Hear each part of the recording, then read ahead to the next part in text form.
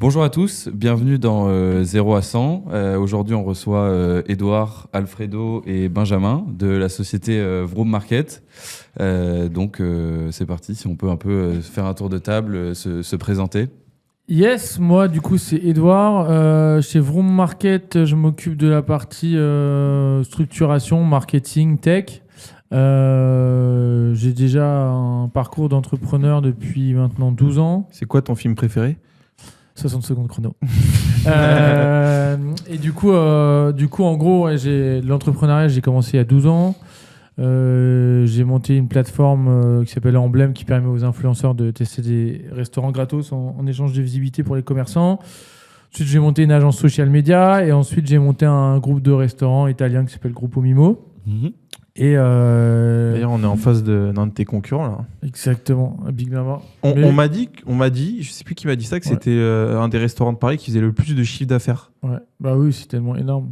En termes de taille, ça fait 1000 mètres carrés. Donc déjà, rien qu'en surface, tu as plus de potentiel de couvert. Mais ouais, ça fait 12 ans que j'entreprends. Donc du coup, j'ai commencé from scratch à faire du porte-à-porte. Donc j'ai fait un peu tous les métiers, que ce soit commercial, la compta, le community management, l'acquisition. Okay. Donc, comme j'ai commencé en galérien tout seul, j'ai tout appris. Et du coup... Ah cool. Merci beaucoup. Thank you. Merci, c'est ça.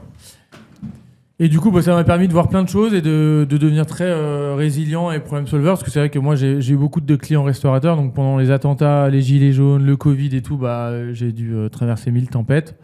Et c'est vrai que du coup, c'est comme ça que je suis devenu restaurateur. Parce que j'ai lancé mon premier restaurant pendant le Covid. Okay. Donc voilà, j'ai toujours été attiré par le fait de monter des business. Et surtout de monter des business sur des très gros marchés qui n'étaient pas forcément bien adressés. Et c'est vrai que du coup, quand on a commencé à créer le projet Vroom Market, j'ai trouvé que c'était intéressant parce que plus je grattais sur le marché de l'automobile, plus je trouvais que y avait un potentiel de fou, tant sur la tech que sur le marketing, que sur l'image, que sur les domaines que moi je maîtrisais bien. Et c'est vrai que cette rencontre-là, avec Ben notamment, qui lui très bon dans la partie opérationnelle, comme j'ai Benoît, mon associé sur Gruppo Mimo, moi je suis pas dans l'opérationnel, je suis plus dans la structuration, le développement, le marketing, la tech, etc. Et donc du coup, c'est vrai que c'était le bon, on va dire la bonne rencontre.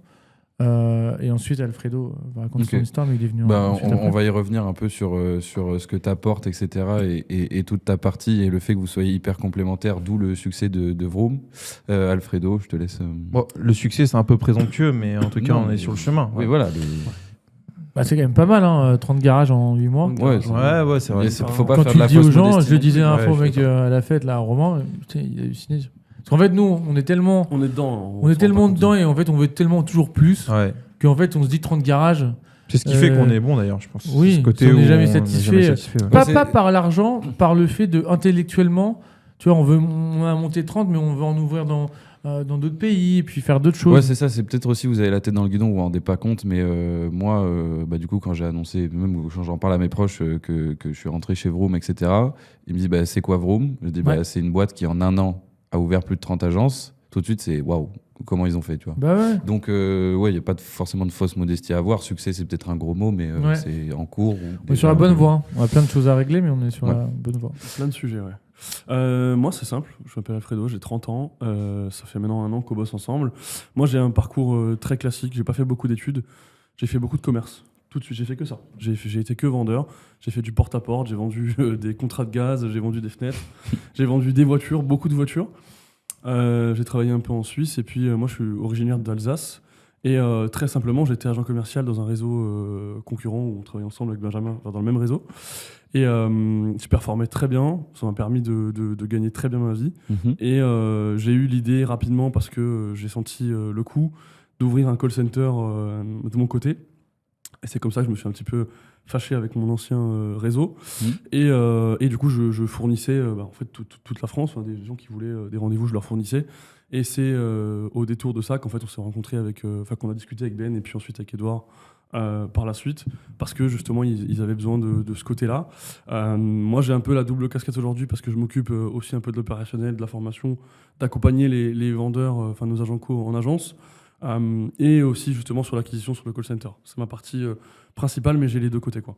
Ok, ça Voilà. marche. Mais top. Et Benjamin? Eh ben écoute, Benjamin, je pense que les gens me connaissent. C'est un peu prétentieux ça. Mais bon. Non, moi. Mais c'est vrai aussi. Par le mec qui s'est perdu sur YouTube, Ouais, je te jure. qui n'arrive pas à dormir. Et ça, c'est plus grave de tomber sur moi la nuit. Mais non, moi, j'ai un profil. J'ai moins créé d'entreprise que toi, Edouard. Mais moi, j'ai toujours créé des garages, en réalité. Et mon acquisition, je l'ai faite via mon influence. Aussi petite soit-elle, j'ai une communauté qui est très engagée. Ouais. Et ce qui m'a permis, dans un premier temps, d'avoir une société qui s'appelle Gabriel Consulting, qui est une structure de négoce, dont finalement les gens venaient à moi parce qu'ils me suivaient sur les réseaux. Et j'ai rencontré à l'époque Mickaël Ledoux, qui est le fondateur de Transac Auto, qui m'a dit écoute, j'aimerais bien utiliser ton influence pour mon réseau, donc ouvre un point de vente Transac Auto. À l'époque, je ne faisais que du négoce, donc j'achetais et je revendais. Je connaissais le dépôt-vente, c'est pas un truc non plus révolutionnaire, mais j'y étais moins attaché parce que, comme beaucoup de marchands, j'avais l'ego de me dire plus gros mon parc est, plus belle ma réussite. En revanche, au début, aujourd'hui, je pense tout l'inverse. Plus tu as un gros parc qui t'appartient, plus tu es bête. Et plus tu prends des risques inconsidérés. Et donc, j'ai quand même pris le panneau Transac parce qu'à l'époque, j'avais eu des conditions qui étaient plutôt sympas. J'ai payé mon ticket moins cher que ce au prix où il le commercialisait à quelqu'un d'inconnu, mais je l'ai quand même payé, il faut le dire. Et très vite, j'ai vu que c'est un modèle qui fonctionnait. Par contre, très rapidement, je me suis aperçu qu'il y avait quand même des failles et il y avait surtout des curseurs qui n'étaient pas du tout exploités. Et je me suis aussi aperçu que mon influence, alors ça, on va pas partir dans la polémique, ça il l'acceptera jamais, mais quand j'ai rejoint le réseau Transac en 2024, je crois. Un an après, on était 80 franchisés de plus.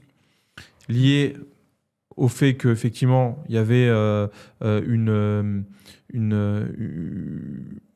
on va dire que le modèle était porteur, les gens s'y intéressaient, mais aussi parce que j'ai extrêmement médiatisé le truc. Et moi, je le sais, parce que quand j'allais aux conventions Transac Auto, il n'y a pas un mec qui m'ont dit moi, j'ai pas signé... J'ai vu tes vidéos, ça m'a donné envie de signer une franchise.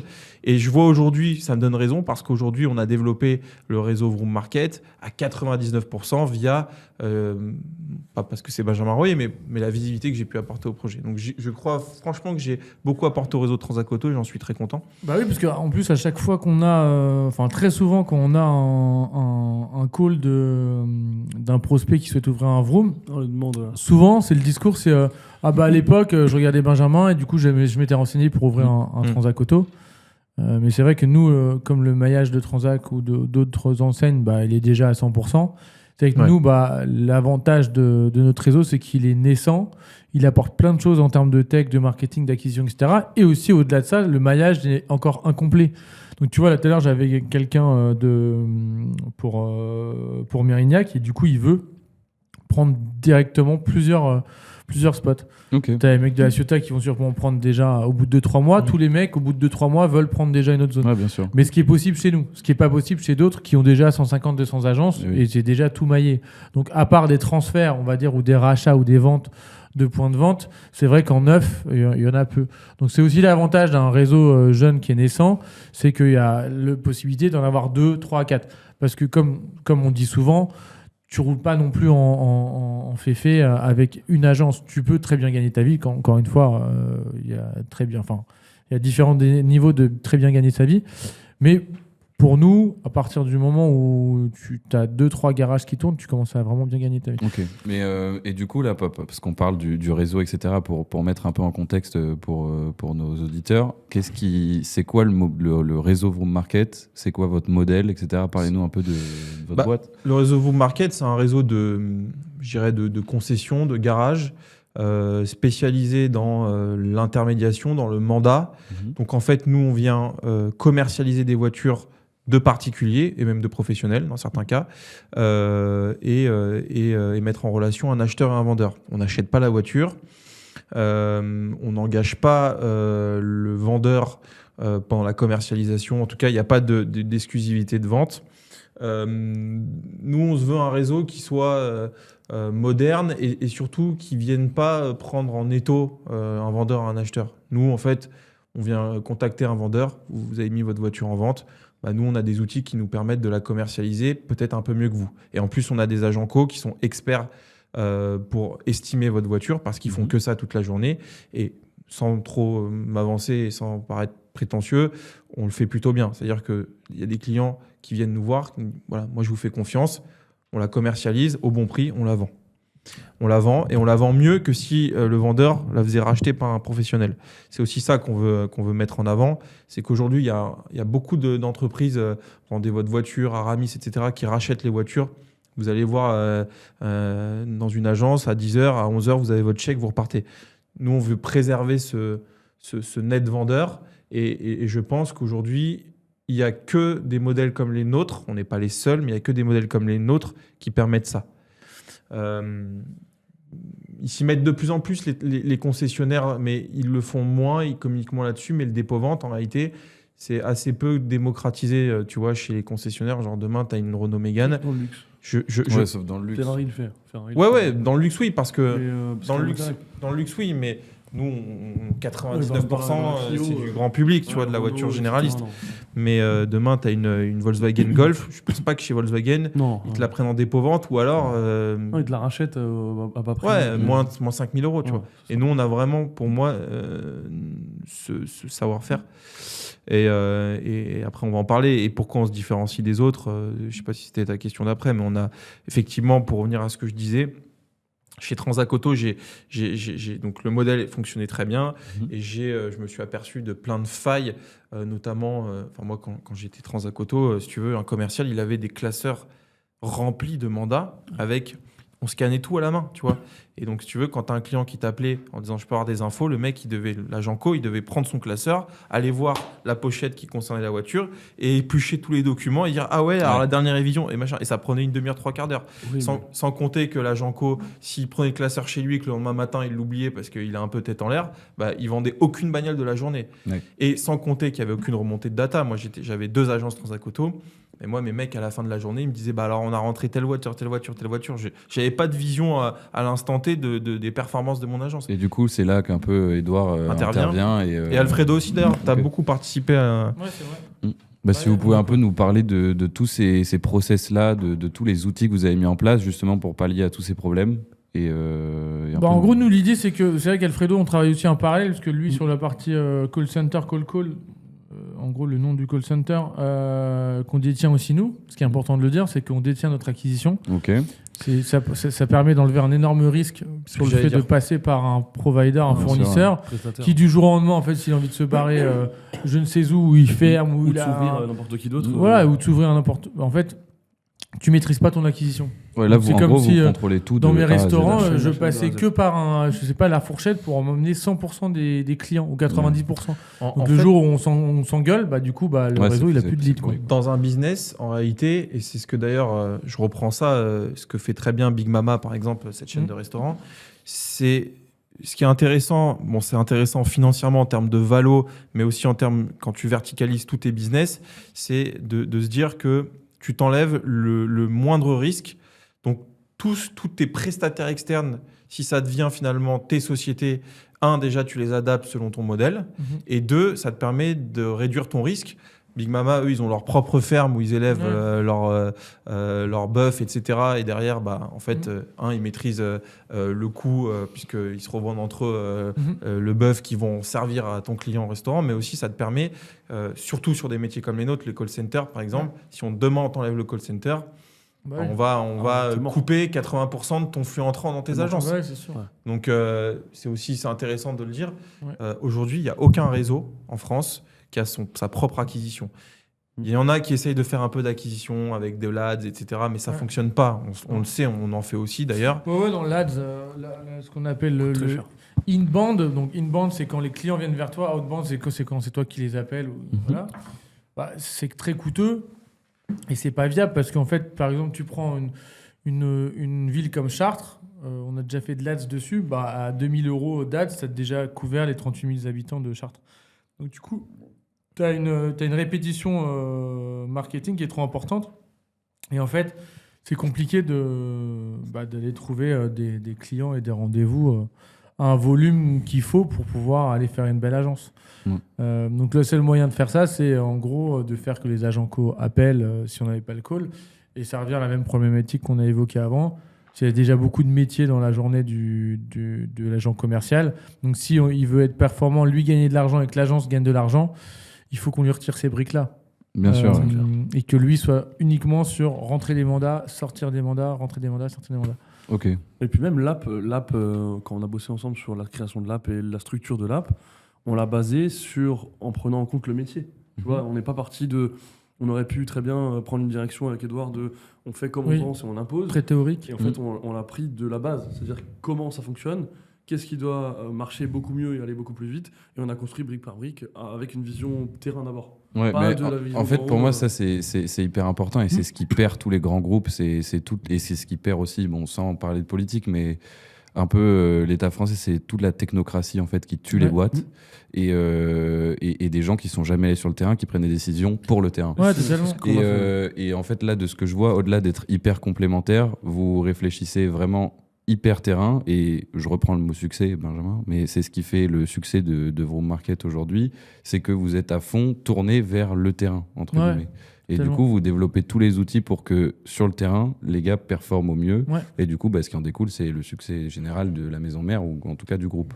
Pour rebondir un peu sur la maison mère et le groupe, vous vous développez énormément. Si vous avez 2-3 chiffres à nous communiquer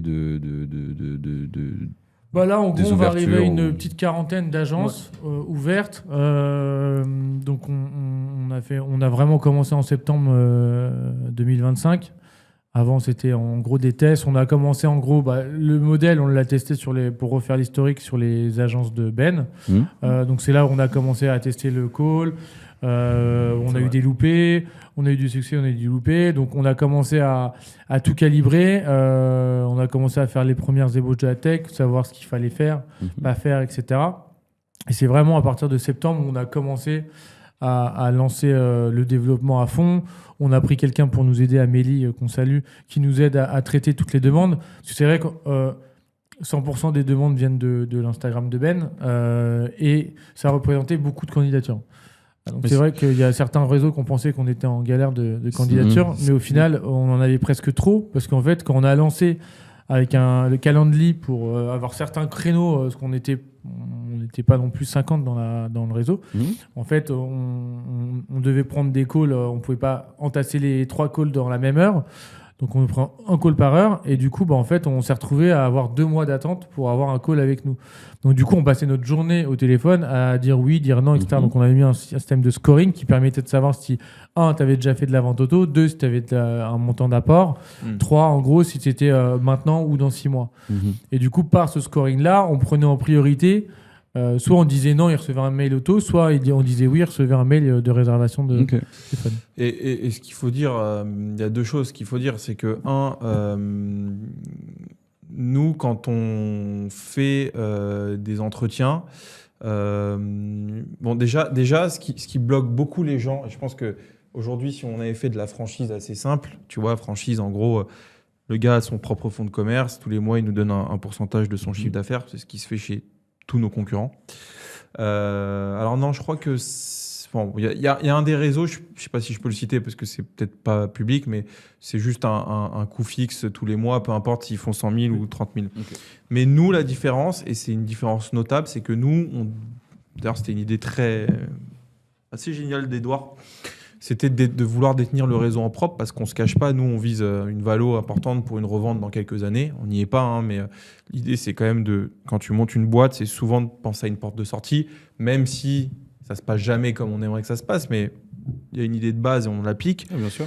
Mais nous, donc, pour détenir le réseau en propre, c'est de détenir au moins 51% des parts de l'associé. Alors c'est assez dur comme condition, c'est pour ça que ce n'est pas accepté systématiquement. Les gens n'acceptent pas de pas être chez eux, même si en réalité c'est pas réellement le cas parce que on a des pactes d'associés qui protègent aussi bien l'associé minoritaire que nous.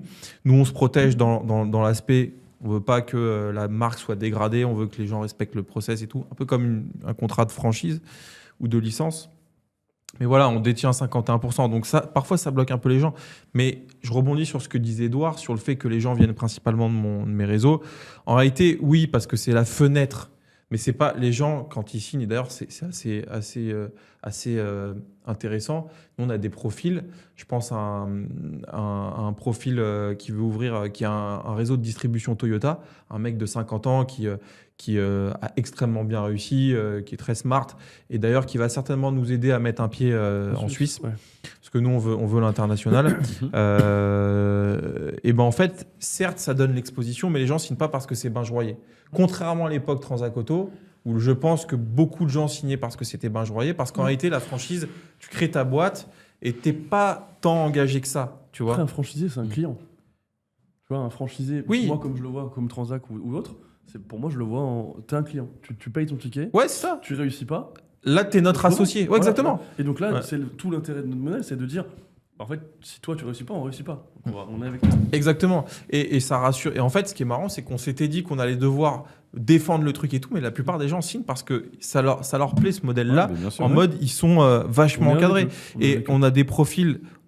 Forcément, dans un réseau, il y a des profils plus ou moins bons, mais on a des profils qui sont extrêmement bons. Enfin, en tout cas, Ouais, il y en a qui nous aident ils- pour le réseau global. hein, Ouais, qui ouais, nous il y aident a- tous les jours. on a des profils Ingénieurs et tout, ouais, enfin, c'est des ça, mecs, des profils ingé, des mecs qui nous disent tiens, faut faire ça, ça nous aide beaucoup. Et des gens qui, malgré tout, écoutent un peu ce qu'on leur dit, parce que pour finir rapidement ma présentation, moi, je pense pas être un gars très talentueux, je suis un gros travailleur, et par contre, il y a un truc que je sais faire, c'est faire tourner un garage. J'ai cette vision, mais c'est normal, c'est ce que je sais faire. Quand je rentre dans un garage, j'arrive assez vite à savoir ce qui va pas, tu vois. Ok. Donc ça, les gens, ça les rassure un peu.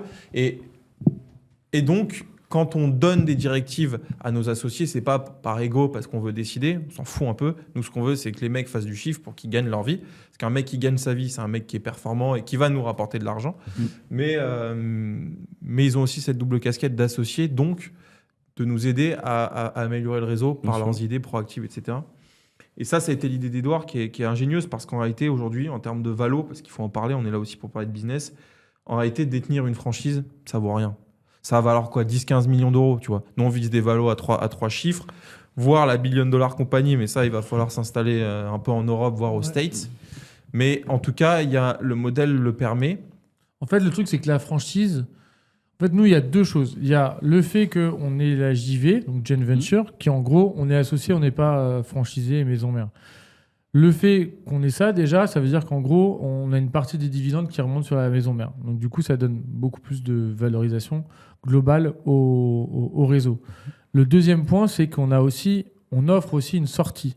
Parce que c'est vrai qu'aujourd'hui, dans un réseau de franchise, tu touches que une redevance, qui est généralement de 6, 7, 8%. Mais en fait, tu touches pas de dividendes, tu n'es pas propriétaire de tes locaux, tu es propriétaire de tes business. Et en fait, la seule chose qui tient un réseau de franchise, c'est ses contrats. Donc, il faut qu'il soit très bien fait, parce qu'un contrat de franchise, c'est facilement démontable. La seule porte de sortie qu'ils ont, les franchisés, c'est de se revendre. C'est soit une valeur immobilière, mais du coup, qui est zéro, parce que c'est même pas comme dans la resto où tu n'as pas de porte possible. Un entrepôt, ça vaut zéro. Ouais, ça vaut pas grand-chose. Et donc, du coup, c'est la seule porte de sortie qu'ils ont, c'est sur une valeur financière qui pourrait revendre potentiellement à un copain, un autre franchisé ou un agent co. Ou de faire du cash pendant l'exploitation. Voilà, ou un agent co, voilà. Mais ils n'ont pas de porte de sortie. C'est-à-dire qu'au bout de 3 ans, ou 4 ans, ou 5 ans, ou 6 ans, s'ils en ont marre de vendre des voitures, en fait, ils n'ont pas de porte de sortie de se dire, bon, tiens, je vais ressortir en revendre. Ouais. Hormis revendre 50 ou 100 000 euros à des agents co qui auront mis un peu de côté parce qu'ils voudront reprendre le flambeau. Encore une fois, je critique pas ce modèle-là, mais c'est vrai que c'est un modèle pour nous qui apporte peu de valeur, tant à la personne qui prend la marque que à nous. Et du coup, nous, en fait, ce qu'on a fait, c'est... nous, on est des jeunes, et ça se voit, qui veulent bosser, qui bossent beaucoup et qui veulent réussir. Donc les personnes qui viennent avec nous sont associées à des gens qui veulent cartonner et qui ont déjà fait un minimum de preuves. Donc du coup, en fait, ils sont pas solo tout seuls dans leur coin. Et limite, s'ils réussissent pas, c'est pas grave parce que nous, on va les revendre le panneau derrière. Donc, ils se plantent, c'est pas grave. On a mis 0 €. Et si jamais ils se plantent, bah, on fera de l'argent derrière. Nous, on veut pas de défaites. On veut pas de gens qui se plantent parce qu'on est associés et nous, on n'aime pas les défaites. Donc, du coup, bah, tu es associé à un mec qui veut aller à fond. Donc, déjà, il y a ce premier point. Et le deuxième point, au-delà d'être avec des gens qui vont investir dans la tech, dans le marketing, ça, pour faire en sorte que 100% de nos associés fonctionnent parce qu'on est associé et qu'on veut pas qu'il y ait un garage qui marche pas. Donc, on analyse vraiment en amont le potentiel du garage. Alfredo fait une étude pour savoir en termes de lead, en termes de comment c'est desservi, etc., qu'on puisse vraiment en amont savoir si on va fonctionner correctement ou pas. Et surtout, ce qu'on a mis dans ces contrats-là, c'est une possibilité de rachat. Il y a un multiple d'EBITDA, donc généralement le résultat, à la fin de l'année. Donc c'est une valeur financière. Comme un peu une boîte classique. Voilà. Ouais, c'est ça. Et en fait, nous, Sauf on que offre... nous, on lui assure la porte de sortie. En réalité, au bout de 3 ans. nous, Ok. quand je vous dis qu'on veut vendre, je sais pas, 150 millions, c'est très hypothétique. Déjà, c'est comme dans l'automobile, la valeur de quelque chose, c'est uniquement s'il y a quelqu'un en face qui est prêt à la Ouais, mettre. bien sûr, Et ouais. sinon, on peut se faire des films et demain, je te dis, mon manteau, il vaut 1 million d'euros. En Ouais. réalité, C'est sûr. s'il y a un mec qui est prêt à acheter 1 million, ouais, il vaut 1 million. Mais à l'occurrence, je pense qu'il n'est pas encore né, celui-là. Et donc, nous, par contre, c'est contractuel dans les packs d'associés. On promet, enfin en tout cas, on propose une valeur de rachat qui est définie et donc une porte de sortie. Et ça, c'est intéressant parce que le mec qui investit dans notre boîte, il sait qu'il va ressortir, un, avec un chèque et deux, a priori, avec du cash lié à l'exploitation de sa société parce qu'on lui dit que ça marche et parce qu'on lui montre, on lui explique que ça marche. On lui explique parce qu'aujourd'hui, on a le track record de mes agences. On commence à avoir les track records des premières agences qui ont ouvert. Et les chiffres, nous, enfin voilà. Puis on est assez transparent dans le réseau. Les mecs, ils s'appellent entre eux. De toute façon, on n'a pas besoin de leur nom. Ils s'appellent entre eux. Mais c'est pour ça d'ailleurs qu'il y a des mecs qui en ouvrent une deuxième. Ouais, c'est ça. Regarde, Reims, ils vont ouvrir la deuxième. La Ciotat, c'est pareil. Bah, Lille, les ils mecs, ont aussi le ce projet. matin, à Bordeaux, pareil, ils avaient eu les mecs de Chambéry, c'est Ciotat. pareil. Ouais, ils s'appellent. Chambéry, hein. c'est pareil. Enfin, Ce qui est logique, les Ils mecs, ont. ils investissent une partie de leur économie, peut-être d'une vie, en tout cas de ce qu'ils ont pu mettre depuis le début. Et donc, ils veulent pas se tromper. Et c'est vrai que, normalement, les belles paroles de Benjamin Royer, ça va 2 secondes. On veut des preuves, tu vois. Et moi, je suis tout à fait transparent. On est transparent là-dessus. Les preuves, en vrai, on vous donne rien. Allez appeler les agences vous-même. Et voilà, moi, j'étais un des premiers, d'ailleurs, c'est ce qui a marché avec Transacoto, à montrer les virements, les caches sentinelles, les paiements des agents co. les paiements des agents co, Ouais. les Ouais, et factures pour- de mes agents et pour co. ceux qui te suivent toute la journée, et Alfredo aussi, toute la journée, en fait, c'est un contenu qui serait plus destiné à des plateformes comme LinkedIn, mais en fait, tous les jours sur Instagram, Bah oui. vous mettez des stories et vous montrez les preuves Vous de ce que montrez les vous chiffres, recevez, etc. Moi, les j'ai- chiffres, vous êtes hyper transparent avec. J'ai ça. pas de problème parce que, je suis totalement règle fiscalement parlant Mhm. et parce que j'ai pas trop peur, ça m'est encore, c'est un autre débat, mais jamais arrivé de me faire kidnapper ou tu sais, ça se fait beaucoup en France, ça, les mecs dans la crypto et tout. Mais moi, je vois pas pourquoi on devrait pas dire combien on gagne. Alors peut-être que j'habite en France et que je suis pas dans Non, le bon mais oui, pays bien pour sûr. penser comme ça. Parce qu'aux États-Unis, ça se fait beaucoup. Bah, c'est limite la première question qu'on te pose aux États-Unis. Ouais, c'est c'est un ça. peu, Et puis, bon, c'est le cliché, mais aux États-Unis, quand tu as une belle voiture et tout, on te respecte parce qu'on estime que tu as créé de la richesse, donc tu as un mec respectable. En France, on pense que tu as un peu été filou, tu as peut-être un peu volé les gens, ou tu profites du Mais système. d'ailleurs, c'est Ouais, marrant mais parce après- que moi, quand on vient me demander ce que je fais dans la vie, les gens ne parlent jamais en français. Ah Ils ouais parlent toujours en anglais. Ok. Ouais. Comme si c'était, si tu as une belle caisse en, Ouais. en France, bah, tu es considéré comme un mec C'est ça. qui est pas français, qui est étranger. Mais ça serait intéressant d'avoir le nombre de voitures qui sont en France, mais pas immatriculées françaises. Parce que c'est vrai que la plupart du temps, tu croises une voiture un peu Ouais. chère, elle n'est Bah, pas plaquée mais française. Tu sais pas après si les mecs les ont pas Oui. immatriculés ailleurs pour des raisons. Non, mais oui, bien fiscales, sûr. mais, Mais moi, c'est pour ça, savoir, tu vois, c'est pas aussi pour ça que tu es caractérisé aussi peut-être comme un étranger. Tu vois. Je trouvais pas que les gens ils changent quand même parce que je trouve que ce que tu disais par rapport à la réussite, etc. et les chiffres, c'était vrai il y a 2-3 ans, mais aujourd'hui, quand même, de plus en plus, Bah, non. les gens sont plus à l'aise avec ça. Quand même. Moi, ce que je peux te dire, c'est qu'aujourd'hui, les gens qui me suivent pour ça, donc c'est biaisé. Tu vois, Ouais, les gens ouais, qui me c'est vrai. suivent, forcément, ils apprécient Ils aiment le la contenu. transparence. Ouais. Et je pense que c'est ce qui fait que j'ai une communauté engagée. J'ai pas beaucoup d'abonnés, mais en vrai, j'ai une communauté très engagée parce qu'ils savent que mon contenu, il est sincère, il est transparent. Tu vois. Et moi, je fais aussi partie des gens. Nous, je peux même le dire là, on a parmi nos associés des gens avec qui ça s'est mal passé, avec qui on a dû racheter des fonds de commerce, etc. Parce que dans l'entrepreneuriat, tout n'est pas rose. Et Bien sûr. c'est compliqué. C'est comme disait Edouard, Être entrepreneur, c'est résoudre des problèmes.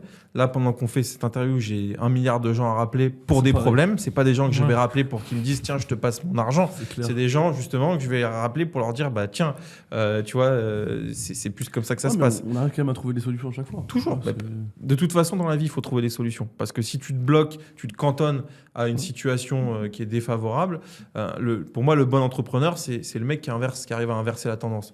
J'ai une situation défavorable, je l'utilise à mon avantage et je crée des mécanismes qui me permettront peut-être de ne plus me retrouver dans ces situations, etc. Tu vois. Et ça nous arrive au sein de Vroom Market aussi d'ailleurs. Mais moi, voilà, je pense que cette transparence, elle est bien parce que déjà, elle permet de montrer aux gens que c'est possible, que c'est pas tout rose, que ça nécessite du travail, mais que c'est possible. Moi, ce qui est marrant, c'est que les gens, ils m'ont connu il y a 10 ans, quand je roulais en Golf GTI et j'avais mis tout mon oseille. Bon, et j'ai évolué, que ce soit en termes d'argent, mais de compétences, en termes même humains. Tu vois, aujourd'hui, moi, ce qui m'anime, l'argent m'anime toujours, évidemment, sinon je ferais pas ça. Mais on parlait avec Jason tout à l'heure, moi, de voir un gars comme Jason qui arrive, qui est pas hyper sûr de lui et tout, et qui aujourd'hui vend 20 caisses par mois et qui est dans le top 5 du réseau, ça, pour moi, c'est une vraie réussite. C'est une réussite. C'est peut-être de l'ego mal placé parce que je me dis que c'est grâce. 20 caisses par mois le 15 du mois.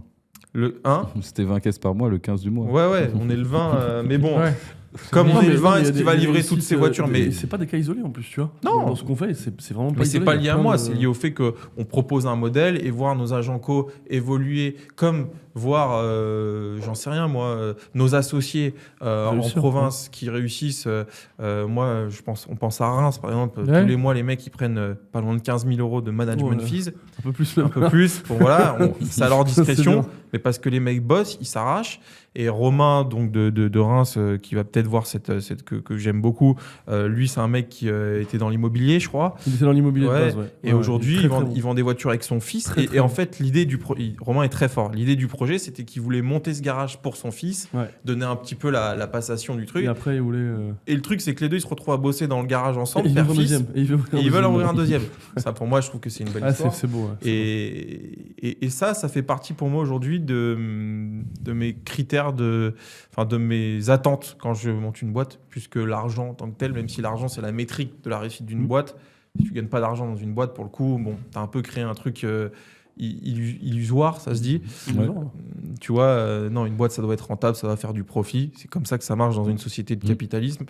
Mais ça va au-delà de ça. Le kiff de faire quelque chose de grand. Et le fait de vendre une boîte 100 millions, c'est un autre objectif, c'est de se dire j'y suis arrivé en France, en plus où c'est un peu compliqué de vendre des boîtes avec des grosses valos, plus que l'argent soit, parce qu'aujourd'hui nous tous on gagne très bien notre vie. Est-ce qu'on va faire beaucoup plus avec l'argent? On va voyager un peu plus, habiter dans un appartement un peu plus grand, mais franchement. En fait, j'en ai parlé à mes parents hier. En fait, à partir du moment où tu as 2-3 caisses que tu aimes bien, tu as acheté un appart qui est ta résidence principale, en fait, ce qui te sépare d'être riche ou ultra riche, c'est en gros être en jet privé. Mais en vrai, si t'es pas trop bête, tu mets des Amex sur tes boîtes, tu récupères des miles et tu peux régulièrement voyager en business. C'est déjà très bien. Donc c'est vrai que d'être riche et ultra riche, c'est en gros avoir des baraques partout dans le monde, etc. Et au final, ça coûte très cher. Donc en fait, le niveau de kiff que tu as de passer d'avoir quelques millions à avoir des centaines de millions, il n'est pas énorme. Et nous, en vrai, même si on parle beaucoup d'argent, etc., c'est plus le côté intellectuel et le côté, justement, voir des gens. Tu vois, moi, ça me fait plaisir à mon niveau de voir un gars à Rouen qui a la vingtaine et qui va prendre 10 plaques ce mois-ci et ça va être la resta de sa bande de potes à Rouen. Et tu vois, ça me fait plaisir qu'on ait été à l'origine de ça et qu'au final, on peut pas dire on va transformer la vie des gens, mais le fait de se dire qu'on aurait été une expérience qui leur montre qu'en gros, réussir, c'est possible, surtout en France, et qui donne envie de, tu vois, même à d'autres potes, parce que parfois ça arrive que les agents co ramènent d'autres potes à eux, etc., machin, et que ça donne vraiment le côté, un modèle qui fait réussir aussi les autres. On n'est pas là en mode on veut prendre de l'argent à tout le monde, etc. Moi, ça m'intéresse pas. Moi, je veux, et ça nous intéresse pas parce qu'on a les mêmes valeurs, je veux qu'on aide les gens à se lancer, qu'on leur offre un modèle qui est profitable et qui leur permet vraiment de passer à la next step, parce que je pense que c'est un bon, notre modèle, surtout sur l'association, c'est une bonne transition entre le fait d'être salarié et le fait d'entreprendre. Parce que c'est vrai qu'il y a beaucoup de casse quand même en France L'année dernière, c'est le record de nombre de boîtes qu'on fermé parce qu'il y a une fiscalité qui est quand même très compliquée. Et aujourd'hui, réussir en France, c'est plus comme avant, c'est quand même compliqué. En fait, on apporte justement un modèle qui est viable avec tous nos skills, notre énergie, parce qu'on est à répondre H24 sur WhatsApp, on est quand même très proche de tout le monde. C'est la bonne passerelle entre je suis salarié et je veux me lancer à mon compte. Et donc, du coup, cette association-là permet justement de réussir, d'avoir quand même une grande partie, une grande chance de réussir, si on nous écoute, et de pouvoir faire que son premier projet entrepreneurial soit un succès. Oui, bien sûr, parce qu'en soi, on s'en rend peut-être pas compte, mais je crois que personne autour de la table est parti avec papa, maman qui a envoyé un peu de sous. Et en fait, enfin, moi, je vais parler de mon expérience perso, mais quand tu sais pas ce que c'est d'avoir 1 000 € sur ton compte et que tu vois, en fait, dans tout le modèle que tu as toujours connu toute ta vie, que tu reçois 2 000 € à la fin du mois, quand tu vois qu'en fait, le 7 du mois, tu peux avoir vendu un truc à 2 000 et le 18, un autre truc à 3 000. Et en fait, là, tu n'as plus 1 000, mais du coup, tu as 5 000 € sur ton compte, tu te rends compte qu'en fait, c'est possible. Et du coup, rien de cette barrière mentale-là de te dire, en fait, tu pensais que c'était pas possible et c'est des choses qui arrivent. En fait, ça te met dans des conditions, je pense, qui après pour la suite, qui est peut-être ce que tu souhaites aux personnes avec qui tu t'associes et vous souhaitez tous, c'est-à-dire réussir encore plus, leur montrer qu'en fait, ça existe. Et ça se voit, ce switch, tu vois, je reviens à ce gars-là, Julien, dans mon agence, mais au début, il avait du mal à croire au modèle et se dire qu'il va vraiment gagner de l'argent. Et tu vois, en l'aidant, du coup, Manu, mon associé là-bas, parce que je me suis associé avec un gars qui est juste à côté, en fait, il l'a aidé quand même, tu vois, à faire les ventes, machin. Et là, tu vois, il va se faire une très belle facture. Et là, tu vois, c'est bon, il a compris. Il arrive le matin, il appelle ses clients, il fait les baisses de prix. C'est bon, il est lancé. Okay. Mais c'est vraiment cette barrière de confiance en soi. Parce que les agents courts ont quand même un peu peur des clients au début. Tu vois, ils ont pas envie de les rappeler pour baisser le prix parce que ça fait 10 jours. Mais en fait, nous, on est là pour aider les gens à vendre le plus cher possible leur véhicule. Si on baisse un prix, c'est pas parce qu'on veut. C'est parce qu'on veut juste. On veut vendre la voiture. Voilà, on veut juste aller au bout de la mission qu'on nous a donnée. Mais ça, c'est hyper intéressant d'en parler, par exemple, parce que je sais qu'il y en a beaucoup qui sont un peu butés et c'est aussi normal parce que la plupart, sur de l'automobile généraliste, on perd forcément de l'argent. C'est sûr. Ils sont butés sur le prix en mode moi, j'en veux tant et je suis pas pressé. Ça, c'est important d'en parler. Vous qui êtes sur le terrain, peut qualifier entre guillemets d'experts là-dessus et faire comprendre aux gens que le prix qu'ils en veulent, c'est pas le prix du marché. Et est-ce que c'est compliqué ? Enfin, c'est quoi le cheminement pour faire comprendre à quelqu'un que sa voiture, elle vaut 15, elle vaut pas 18 ? Nous, on se base que sur des faits. Okay. C'est-à-dire qu'on a un process qui est très clair.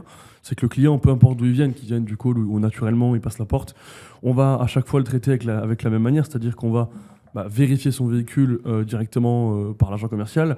On va regarder l'état de la voiture, les factures, les options qu'elle a, la motorisation, la finition. On va vérifier que tout est en règle au niveau de la carte grise. On va directement faire un historique pour voir le nombre de mains, etc. Et partant de ça, on va aller voir sur le marché. Donc aujourd'hui, le marché, c'est quoi ? Le marché, c'est très clair, c'est le Bon Coin. Ouais, et puis 99% des annonces sont sur le Bon Coin. Ouais. Donc on va regarder un petit peu sur le Bon Coin, comparer avec ce qui est comparable, et on va lui annoncer un prix en étant factuel. Oui, voilà, comme disait Benjamin, c'est le prix de quelque chose est déterminé par la personne qui est prête à l'acheter. Après, les gens sont toujours, en fait, ils essayent de rendre la mariée plus belle parce que c'est leur voiture, et il y a une espèce d'attachement, et des fois, effectivement, on est amené à essayer un peu plus cher, etc. Essayer ne veut pas dire qu'on y arrivera. Mais dans l'idée, des fois, on est amené à se dire, ok, on va essayer un petit peu plus cher, et ensuite, on va baisser le prix peu à peu parce qu'on ne la vend pas. Nous, on n'a pas l'intérêt à défoncer un prix, si tu veux, sans aucune raison. Ouais, bien sûr. On reste vraiment sur les faits. En fait, on se rend compte d'un truc, c'est un peu... Mais quand les gens nous écoutent, 90% du temps, on vend la voiture dans les 15 jours, 3 semaines. Clair. Ouais. Et ça ne veut pas dire qu'on la brade, ça veut juste dire qu'au bout d'un moment, des voitures, à l'heure où je vous parle, on reçoit des notifications, on en vend tout le temps, nos agents co appliquent ce qu'on leur donne, et on peut sans arrêt essayer plus cher. Non, tu as 208 PureTech, elle vaut pas 2000 € de plus que ce que tu penses. Elle vaut le prix qu'on te dit, et le prix, c'est factuel. On va sur le Bon Coin, on regarde, il faut être dans les 2 premières pages. On a des outils aussi maintenant qui vraiment analysent par rapport à la similitude du kilométrage, des options, etc. Mais c'est vrai qu'en fait, encore une fois, c'est à part si on va dans de la collection ou de la supercar, un véhicule, ça se déprécie. C'est pour ça aussi que le modèle du dépôt-vente est intéressant. C'est qu'en fait, quand tu investis en achat, quand tu fais marchand et que tu fais de l'achat-revente, le problème, c'est que tu as 500 000, 1 million, 2 millions d'euros qui se déprécient. Ouais. Donc en fait, chaque mois, tu perds un pourcentage de la valeur de ton parc, plus le financement qui, en gros, est aujourd'hui payant et c'est moins gratuit qu'il y a 10 ans. Donc en gros, le modèle qu'on offre aussi nous permet tout de suite d'avoir 50, 100, 150 voitures en vente sans forcément. Immobiliser Notre l'argent. modèle, c'est ce que je dis souvent aux gens qui hésitent un peu avec notre solution, c'est qu'en un mois, c'est comme si tu avais 1 million de trésors que tu mettais Ouais. sur la table sans les inconvénients. C'est-à-dire, quand tu portes le stock, tu es responsable, tu vas assumer le SAV, non pas qu'on en assume jamais, mais on en assume quand même moins parce qu'on reste intermédiaire. Donc, en vrai, on a, je dirais, quasiment tous les aspects positifs Ouais. du métier de négociant sans les inconvénients. La seule chose, mais ça on la maîtrise, c'est au niveau de l'acquisition, parce que quand tu es négociant, tu achètes toi les voitures, donc tu dois les sourcer. C'est, je pense, un peu compliqué en ce moment, mais c'est un peu compliqué. Mais ça peut se faire. ça se fait, ouais. Mais nous, avec le call center, on pallie à ce côté un peu plus chiant, puisqu'on vous apporte, moi je peux vous le dire, on peut vous assurer les 2 premiers mois d'ouverture d'arriver à 100 voitures en vente, Ouais. assez Oui, facilement. oui, oui. Donc c'est là où c'est intéressant. Généralement, on freine même. La dernière On ouverture, freine, ouais. là, le dernier cas en date, Rohan qui a ouvert il y a 2 semaines. Alors Rohan qui nous suit, C'est Rohan, c'est fou, mais Rohan, on a Je suis envoyé, content, Rouen, parce qu'en fait, Rouen, il y avait un acteur qui était. On avait fait 10 appels avec eux. Et en fait, il y a un mec à Rouen qui a un garage de detailing, etc. Et en fait, on a passé des heures à faire des calls, etc. À leur prouver. Eux, ils avaient demandé à leur comptable qui avait fait un espèce de papier. J'avais jamais vu un BP pareil. Et en fait, on leur disait, mais faites-nous un minimum confiance. En fait, on prendrait pas le risque de vous dire d'y aller s'il n'y avait pas. Encore une fois, on est majoritaire. On prend On prend tous les risques, Voilà, puisque on prend un risque parce que si on jamais va un souci, c'est nous. on va confier finalement une société à des gens qu'on connaît entre guillemets pas beaucoup. Ouais. Alors que nous, on sait ce qu'on fait. Nous, on sait ce qu'on Ouais. fait, et en plus, c'est même pas nous qui sommes dans l'opérationnel. Donc Ouais. c'est comme si on te dit demain, je monte une boîte, Ouais. Je te file les clés. je te file les clés, Ouais. et si Là, demain, c'est limite plus à vous d'être Bah, un peu. c'est en pour mode, ça, ouais. c'est pour ça c'est qu'on pour ça. sélectionne bien les profils. Ouais. Et en l'occurrence, les profils dont parlait Edouard, je pense Ouais. qu'ils auraient pu être bons d'un point de vue professionnel, mais ils sont pas allés au bout du truc. Ouais. Parce qu'ils n'étaient pas 100%, je dirais, rassurés. En tout cas, Ouais. ils n'étaient pas 100% Ça me fait plaisir, convaincus. tu veux, quand il y a des. Parce que c'est un profil plus jeune qui s'est présenté à nous, qui croit à fond, qui a pris un bon local, et là, il est Exceptionnel. comme un fou, trop Mais content. là, Et... premier mois d'activité, il a commencé le 1er avril. Le mec, il va faire 30 000 euros de chiffre d'affaires. Ouais. C'est de la marge. Bah tiens, Ouais, on va parler chiffres un peu. Et en plus, il vend. Donc ça veut dire Ah oui, qu'en il gros, vend, ouais. ça va quasiment que dans sa poche. Et Ok. En 10 jours, on lui a envoyé 50 caisses. Hein.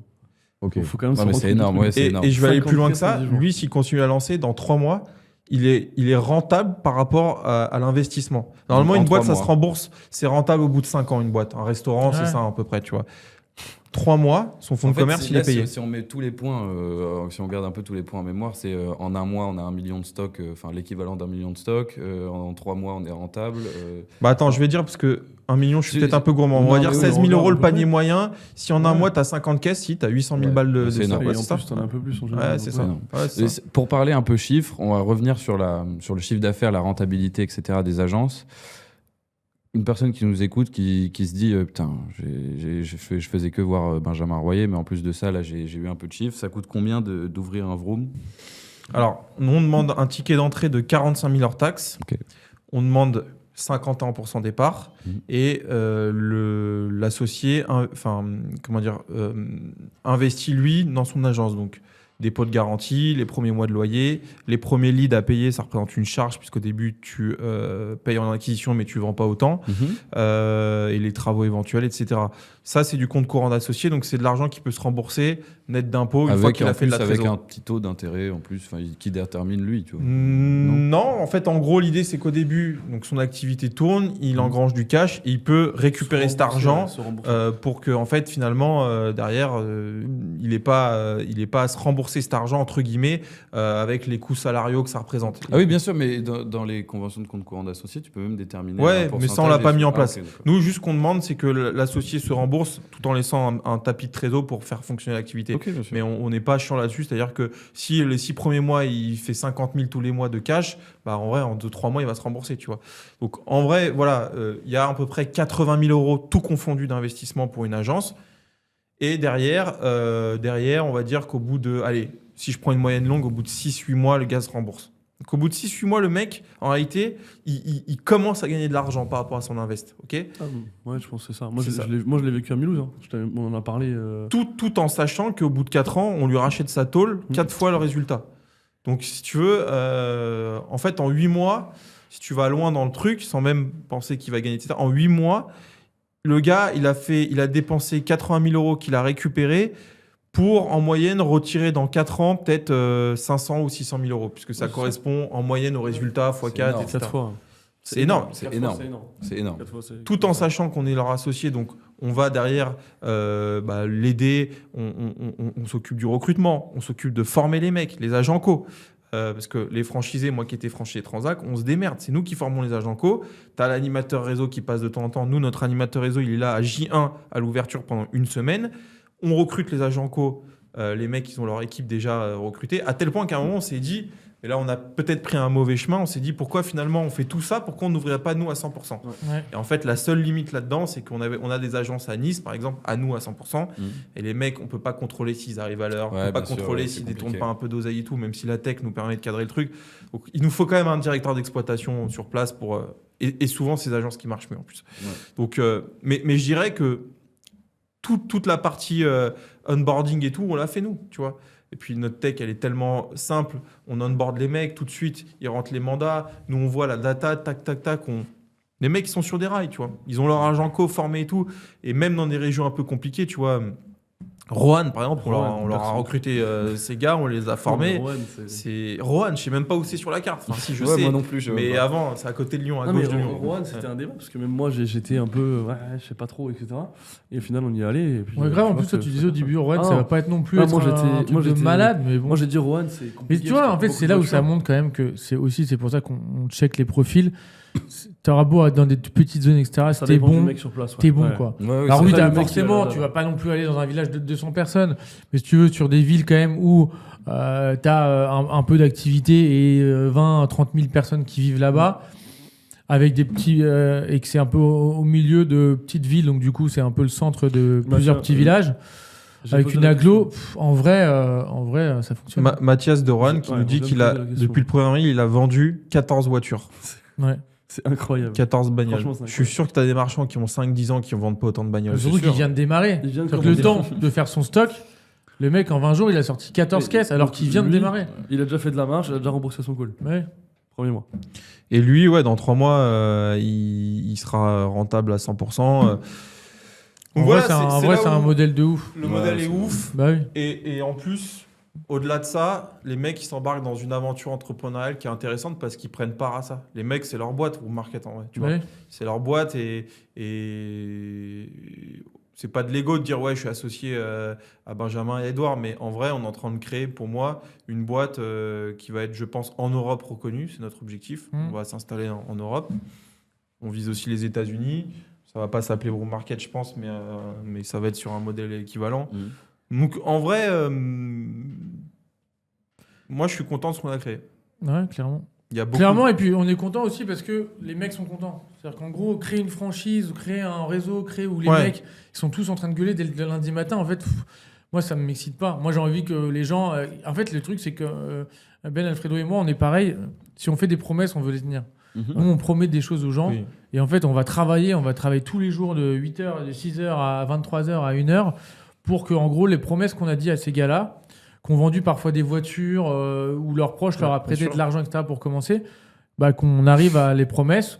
J'ai qu'on le cas, j'ai qu'on le cas délivre. d'un gars à Sens qui va ouvrir Sens. Donc ça y est, il a signé le truc et tout, il est chaud.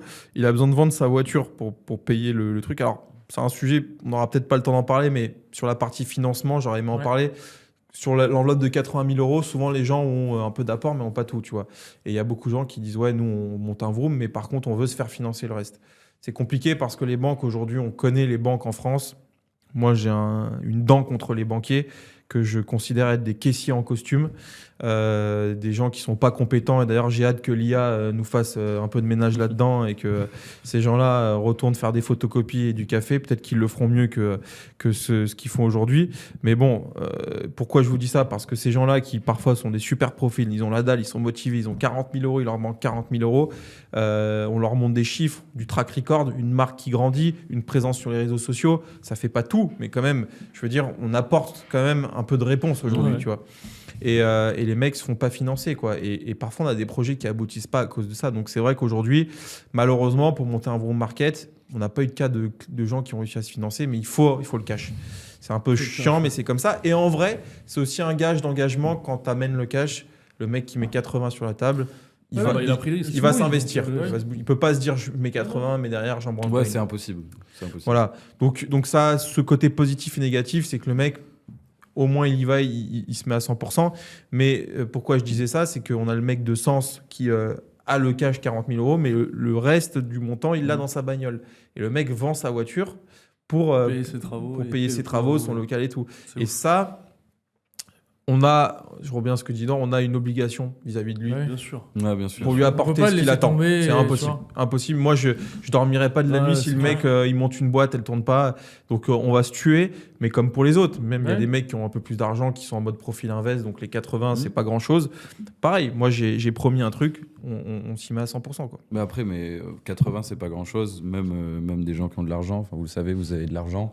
Vous mettez 80 000 euros dans un projet, vous allez vous investir. Vous pouvez pas vous permettre de vous Ben dire non, c'est bon, je sûr. mets 80 000 Ouais, euros. mais c'est pas, j'ai de l'argent, je m'assois dessus. Faut aussi ramener une proportion. Les chiffres qu'on propose avec un si petit investissement, Oui, c'est Oui. fou. tu vois, là, c'est je suis dur, en train ouais. de monter un restaurant du réseau d'Edouard. Mhm. Les chiffres, moi, je le fais parce qu'intellectuellement, ça me fait kiffer. J'ai un resto, je veux arriver dans le resto et me dire je suis chez moi. Tu sais, c'est peut-être Ouais, presque c'est de Manger l'égo. des et tout, pâtes tu vois. gratuitement. Ouais. mais les chiffres que ça crache en un an, même un bon resto, c'est les chiffres que crache un Vroom qui Ouais. tourne bien. Et pourtant, tu as 1 million d'euros d'invest. 80, 100, c'est quand même une somme, mais 80 000 euros pour Ouais. monter un business. Au bout d'un moment, à moins de monter un stand de hot dog, c'est le minimum syndical. Parce que, en plus, dans les 80, tu as 40 000 qui sont liés au local, aux travaux, aux coups de peinture, aux enseignes. Donc, c'est Que des tu te trucs rembourses basiques. en compte d'associé. Ouais, c'est ça. C'est les 45 hors taxes de tickets, parce Ouais. qu'il faut aussi un peu le justifier. C'est toute la solution qu'on va apporter, le Bah, suivi. le RH. le RH. Ouais, bien sûr. En fait, la c'est ça tech, parce que le marketing. là, quand on vous écoute parler, on se dit en fait. Enfin, je sais qu'il y en a certains qui pourraient se dire. Ouais, c'est pour s'acheter des Ferrari et tout. Oui, non, mais qui pourraient se dire en mode attends, mais je vois pas pourquoi je vais passer par Vroom Market si c'est que ça et tout Ouais. machin. Parce que Genre, si je tu vais- passes pas par un Ouais, en fait, réseau c'est- comme le c'est- nôtre, tu feras jamais. Enfin, Oui, sans- mais bien moi, sûr, c'est pour ça que je alors- dis ça et que j'explique que en mode c'est pas que. C'est aussi pour ça que Ça, vous payez les t'auras 45 pas euros. d'acquisition, Ouais, ouais. t'auras pas de- Ouais, parce que justement, c'est un gros sujet. Les indépendants, moi j'en ai beaucoup parce que j'ai une autre boîte de call center à côté, ma première de base. Mhm. Et j'ai des clients indépendants qui n'ont pas de réseau, qui sont tout seuls. Les mecs, quand je traite avec eux, ils m'appellent, mais des fois ils essayent d'avoir des conseils ou des questions sur leur business. Ouais. C'est au-delà de l'acquisition, si tu veux. Les mecs sont pas structurés, ils ont aucune doc légale. Donc tout ce qu'il faut, c'est un peu border, ils n'ont pas les bons mandats de vente, ils n'ont pas les bonnes conditions générales, etc. Enfin, il y a vraiment tout qui est fait à la va-vite. Alors tout ce qu'ils maîtrisent, par contre, c'est ils payent quelqu'un pour faire leur acquisition. Donc si demain, j'ai envie d'arrêter, j'arrête. Et après, Problème bon, que vous avez pas, du coup, on en a problème déjà qu'on a parlé. pas. mais- Et puis ils n'ont pas de conseils, ils sont vraiment tout seuls, tu vois. Ils sont pas conseillés sur le local, sur la taille, sur les agents co. Ils les forment à la volée. Enfin, c'est très compliqué. Tu as aujourd'hui des mecs qui ont des boutiques, ils ont 2 ou 3 CDI, ils gagnent pas d'argent. Bah, en fait, voilà, mais moi, c'est là où je voulais en venir, c'est que ouvrir un Vroom Market, et oui, l'investissement est pas énorme, et enfin, par rapport aux chiffres que ça fait, c'est pas énorme, mais c'est la réussite de ce projet-là est liée, pas uniquement, parce qu'il y a aussi la part de l'associé, mais en grande partie au fait que il y a Vroom qui est derrière et qui supporte chaque problématique. le et modèle. apporte Et je tiens à truc, dire ouais. un truc, parce on va pas devoir trop tarder, mais parce que bon, ces extraits vont être repartagés, etc. Et on peut le dire, aujourd'hui, depuis la création de Vroom Market, on a vendu à peu près une trentaine de points de vente et pas mal en cours de réservation, etc. On n'a pas retiré 1 euro de cet argent C'est clair. pour notre Ça, train c'est de vie hyper personnel, important, c'est etc. hyper important Non, à mais dire. je vous le dis parce que, et heureusement important de que le dire. moi j'ai commencé à gagner un peu d'argent avant de monter Vroom ou tout juste en même temps, pour pas que les gens pensent qu'aujourd'hui, si je roule en Ferrari, c'est lié à Vroom Market et que nos associés, les 45 000, ils partent dans notre poche. C'est important de le dire. On a Ouais. tout réinvesti dans la boîte et aujourd'hui, on a Pour développer. on a une trésorerie qui a flux tendu parce que la tech, ça vaut une fortune, parce que l'acquisition, ça vaut une fortune, parce qu'il faut porter les agences qu'on ouvre. Et vraiment, et parce que c'est ça aussi Ah, le la développement vérité. coûte cher. Hein. Hein Le développement Le coûte développement cher. coûte une fortune. Surtout à ce niveau-là de développement. Là, une salle comme ça qu'on doit aujourd'hui, aller très vite. ce qu'on fait là aujourd'hui, c'est un truc qui nous coûte pas loin de 1 000 euros parce qu'il faut louer la salle, il faut monter. Il faut se déplacer, faire ci, faut se prendre des déplacer. trains, des Sans trucs. enlever le temps des gens qui sont présents. Qui Ah oui, mais coûtent, moi je suis Ouais, dans la c'est ça. voiture, t'as 4 heures de route. Là, je prends une amende à l'heure qu'il est, ou peut-être deux. Je suis en train de me faire soulever la caisse. Ouais. Donc vraiment, il faut aussi le rappeler, monter une boîte. En réalité, tu vois la monnaie, enfin le résultat que quelques années après le développement de ta boîte. Ouais. Parce que surtout qu'en plus, on monte une boîte où on autofinance tout, on fait un peu de dette, mais on va pas faire de levée de fonds, on va pas se diluer, parce que c'est un parti pris. Et pourtant, je pense qu'on aurait pu lever de fonds. Lever 50 millions. Ouais, Tous facile. les jours. Moi, je vois, mais ça, c'est un autre sujet, mais moi, je vois un peu la levée de fonds comme un échec entrepreneurial. En fait, ça dépend. Nous, on est dans une Je suis un peu prestation de pareil que service toi, sur ouais. un écosystème qui coûte pas cher. Si j'aime, mais en fait, je vais t'expliquer. Les levées de fonds, elles vont être de plus en plus petites parce qu'en fait, aujourd'hui, les seules levées de fonds qui vont se faire, c'est parce que tu as besoin de force commerciale. Avant, tu avais besoin. Avant, pourquoi ils levaient des fonds? C'est pour créer un produit tech. Ouais. Sauf Ouais, qu'en ouais, fait, ouais. aujourd'hui, la Aujourd'hui, tech, ouais, ça, la tech, ça vaut Avec plus rien. Claude. Et voilà, donc, en fait, les levées de. Pour moi, il va y avoir moins en moins de levées et de plus en plus de projets bootstrap, ce qu'on appelle. C'est en gros, ça part de zéro et ça décolle. Ouais. Parce qu'en fait, la tech coûte plus rien. C'était avant, justement, alors à part des trucs de recherche, de développement, Ouais, bien en sûr, labo, ouais. etc., tu vois, ce genre Ouais. de médical. tout Ou ça. industriel, peut-être Ouais. un peu. Mais oui, parce que tu as des besoins de machines, Ouais, de c'est plein ça. d'investissements. Mais si tu veux, sur des boîtes comme ça, tech, service, marketing, etc., en vrai, tu peux besoin d'argent. Nous, on a commencé, on a fait 0 levée de fonds. On n'a même pas encore décaissé les petits prêts bancaires qu'on a pris. Ouais. Ça se trouve, au final, on n'a limite même pas besoin.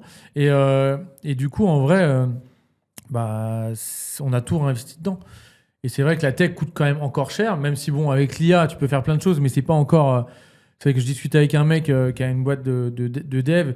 Et l'IA, c'est bien, mais l'IA peut créer plein de problèmes tout seul. Et parfois, voilà, c'est pas encore... Je pense dans 1 an, on sera au Ouais, top. bien On sûr, pourra ouais. vraiment, monsieur, n'importe qui pourra faire une app en claquant des doigts. Mm. Là, on est quand même encore au stade où il faut avoir un regard dev d'un mec pour vraiment développer quelque chose de stable.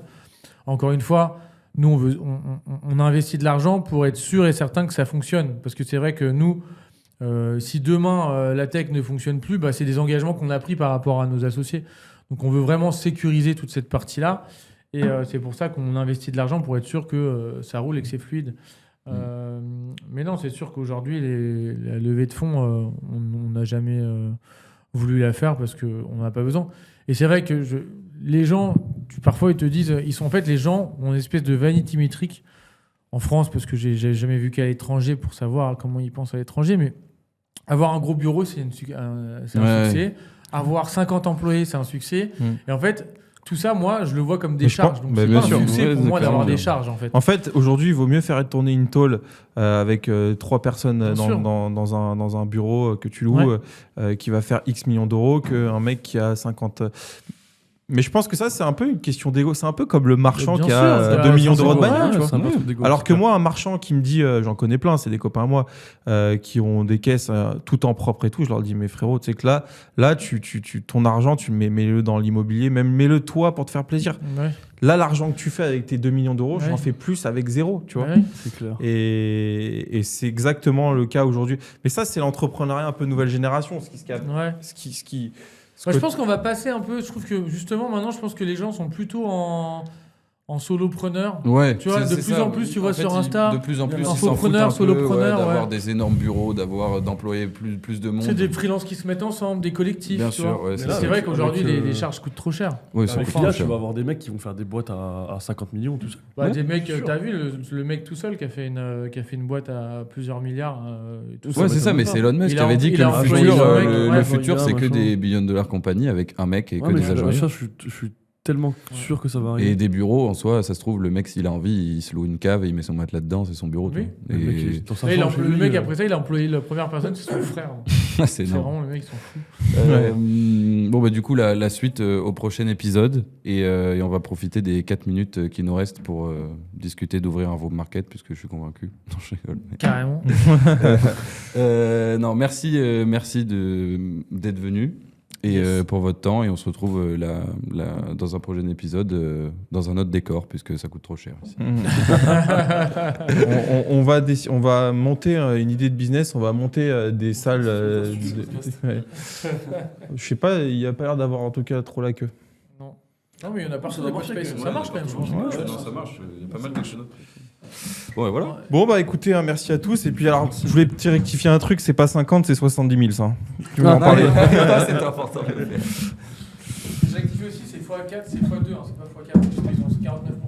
Ah, Et c'est x4 le total. Ouais. Ça fait x2, quoi. sur les mots. Edouard, il y a tes lunettes. C'est du marketing, Jacques. Bon, c'est très bien, maintenant il va falloir bien isoler tout ça. Ah, ça va être ça.